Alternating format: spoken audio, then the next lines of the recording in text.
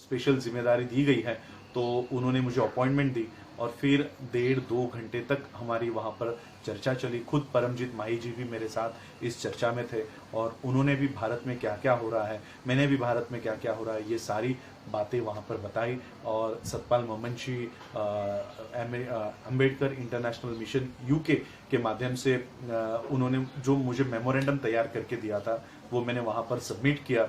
और हैरिसन एकिन्स जी ने मुझे विश्वास दिलाया कि आने वाले जो साल में है वो इंडिया के ऊपर ये रिपोर्ट बनाएंगे। अब ये रिपोर्ट उन्होंने रिलीज की है, ये जानकारी देने के लिए मैं ये वीडियो बना रहा हूँ। भारत के सभी मीडिया ने इस रिपोर्ट का बहिष्कार किया है, बॉयकॉट किया है। कोई भी मीडिया ये रिपोर्ट नहीं बताना चाह रहा कि इस रिपोर्ट में क्या लिखा है, और इसलिए ये वीडियो बनाकर मैं आप लोगों को बताना चाह रहा हूँ कि ये रिपोर्ट में क्या लिखा हुआ है। सबसे पहले तो ये जानकारी देना चाहता हूं कि USCIRF, United states commission for international religious freedom ने यह कबूल किया कि भारत में धार्मिक अल्पसंख्यकों का उत्पीड़न हो रहा है, उनकी हत्याएं हो रही है।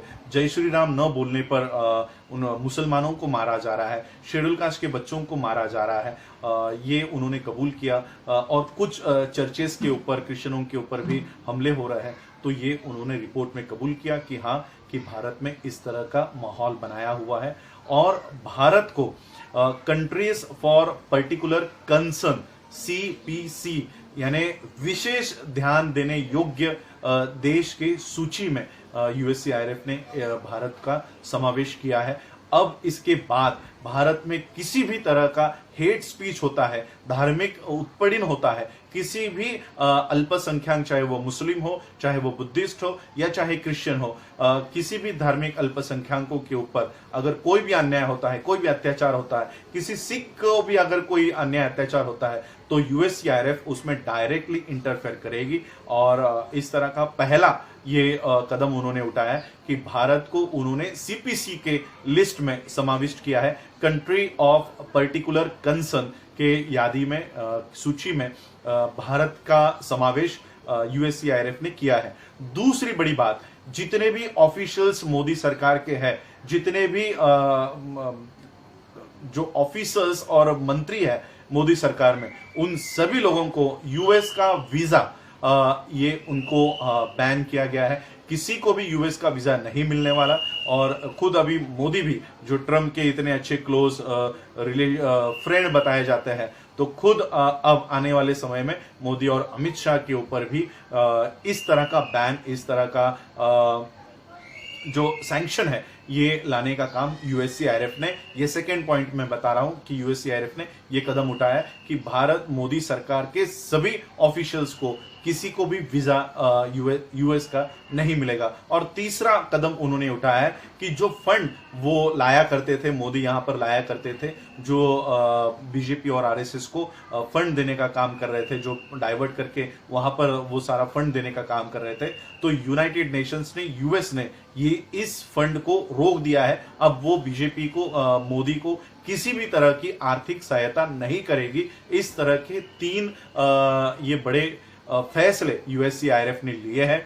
और पूरा ये जो रिपोर्ट है, आप यूएससीआईआरएफ के वेबसाइट से पढ़ सकते हो। डिटेल में ये रिपोर्ट लिखा गया है। मैं शंभू जी से और संदीप चौरे जी से, नेशनल दस्तक और बहुजन टीवी के लिए भी उनको कहूंगा कि ये रिपोर्ट पढ़े और जो जानकारी वहां पर दी है, ये जानकारी अपने चैनल से बताने का काम करें, क्योंकि गोदी मीडिया कभी भी इन सारी बातों को बताने का काम नहीं करेगी।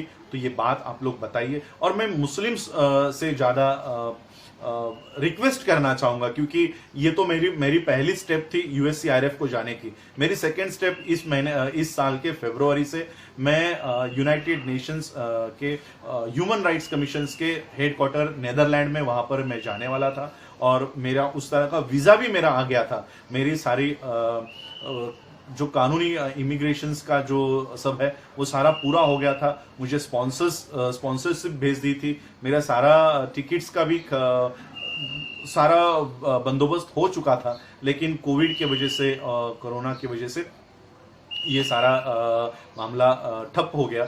लेकिन मुस्लिम्स में से एमजे अकबर नाम के बीजेपी के जो सदस्य होंगे वो नेदरलैंड में पहुंचे। यूनाइटेड नेशंस की जो ह्यूमन राइट्स कमीशन की एक शाखा है जो पूरे विश्व में मानव अधिकारों के उल्लंघन के ऊपर कानूनी कार्रवाई करती है, ये वहां पर जाके उन्होंने कहा कि भारत के किसी भी मुसलमानों के ऊपर कोई भी तरह का अन्याय और अत्याचार नहीं होता है। इस तरह का बयान एमजे अकबर ने वहां पर दिया है। तो मैं भारत के मुस्लिम से भी विनती करना चाहूंगा कि अपने हक और अधिकार के लिए भी आवाज उठाए, और अगर इस तरह के लोग वहां पर जाके बयान दे रहे हैं तो उनका खंडन करें और वहां पर बताएं, यूएससीआईआरएफ को बताएं, human rights commission, United Nations की जो अंतरराष्ट्रीय इंटरनेशनल ह्यूमन राइट्स कमीशन की जो शाखा है नेदरलैंड में, जो जिनका हेडक्वार्टर है, उनको बताएं कि किस तरह से भारत के मुसलमानों को उत्पीड़ित किया जा रहा है, उनको जय श्री राम न बोलने पर उनको मारा जा रहा है। अब हम लोग जामिया मिलिया के बारे में देख रहे हैं, जेएनयू के बच्चों के बारे में देख रहे हैं, किस तरह से दिल्ली पुलिस एट्रोसिटीज कर रही है। तो ये सारा भी उन्होंने अपने रिपोर्ट में लिया हुआ है, और आने वाले समय में दिल्ली पुलिस हो, उत्तर प्रदेश पुलिस हो, योगी हो, मोदी हो या अमित शाह हो, इनके ऊपर आने वाले समय में कानूनी कार्रवाई यूनाइटेड नेशंस के माध्यम से की जाएगी, यूएससीआईआरएफ के माध्यम से की जाएगी। खुद यूएससीआईआरएफ ने ट्रम्प के ऊपर भी वहां पर टिप्पणी की है कि ट्रम्प का कर्तव्य था कि वहां के जब वो इंडिया के विजिट के लिए आए थे तो यहाँ के धार्मिक अल्पसंख्यकों के उत्पीड़न के बारे में कहे, लेकिन ट्रंप ने ये बात नहीं की, तो वहां पर जाके उनको उसका सामना करना पड़ा। तो ये सारी बातें यूएससीआईआरएफ ने अपनी रिपोर्ट में लिखी है। ये यूएससीआईआरएफ के वेबसाइट से आप लोग डाउनलोड करके पढ़ सकते हो। तो यही जानकारी देने के लिए मैं आज ये वीडियो बनाकर आप लोगों को ये बात बताने आया था कि 1-2 साल पहले मैंने इसी तरह से एक वीडियो बना के कहा था कि अगर यूएससीआईआरएफ के लोगों को यहाँ पर आने से रोका जाता है तो हम वहां पर जाएंगे और सभी तरह की जो उत्पीड़न की घटना हो रही है भारत में उसका जवाब हम लोग वहां पर देंगे। तो मैं वहां पर गया, 1 अक्टूबर को मैंने वहां पर सारा बयान दिया और आज हमारे सामने उसका रिपोर्ट है। ये रिपोर्ट भारत का मीडिया छुपाने की कोशिश कर रहा है। खुद यहाँ के फॉरेन मिनिस्टर ने कहा कि हम लोग इस रिपोर्ट को नहीं मानते, लेकिन यूएससीआईआरएफ इस तरह से भारत के अल्पसंख्यकों को बचाने का काम कर रही है। और मैं आने वाले समय में आप सभी लोगों का, मुस्लिम्स हो, क्रिश्चियंस हो, बुद्धिस्ट हो, सभी अल्पसंख्यक इस देश में है, उनसे एक ये वादा चाहता हूं कि जब भी हमारे ऊपर कोई भी अन्याय हो, अत्याचार हो, इस तरह की घटना घटित हो, तो ये प्लेटफॉर्म्स हमारे लिए बने हैं। यहाँ पर अगर हम अपनी आवाज रखते हैं, जहां पर हमारे खुद 130 मेंबर ऑफ पार्लियामेंट हमारी आवाज नहीं उठा रहे, तो उस संसद से हम लोगों को कोई अपेक्षा नहीं रखनी चाहिए। जहां पर सुप्रीम कोर्ट जब कोरोना के इस प्रादुर्भाव से पूरा देश जूझ रहा है, तब सुप्रीम कोर्ट के जजेस कह रहे हैं कि शेड्यूल कास्ट की लिस्ट को फिर से बनाया जाए और शेड्यूल कास्ट नई तरीके से कौन कौन शेड्यूल कास्ट की जातियों में आ रहे। तो इस तरह का काम कोरोना के पीछे, कोरोना के आड़ में ये किया जा रहा है। संविधान को नष्ट करने का काम कोरोना के आड़ में भारत में हो रहा है। अभी आज सुबह एक खबर आई है कि महाराष्ट्र के मुंबई में आईएफएससी का जो ऑफिस हुआ करता था, जो सारा कैपिटल यहाँ पर हुआ करता था, वो गांधी धाम में शिफ्ट किया जा रहा है और सभी आर्थिक व्यवहार अब गुजरात में होंगे और पूरे देश की जो आर्थिक व्यवस्था है वो अब गांधीधाम से चलाई जाएगी।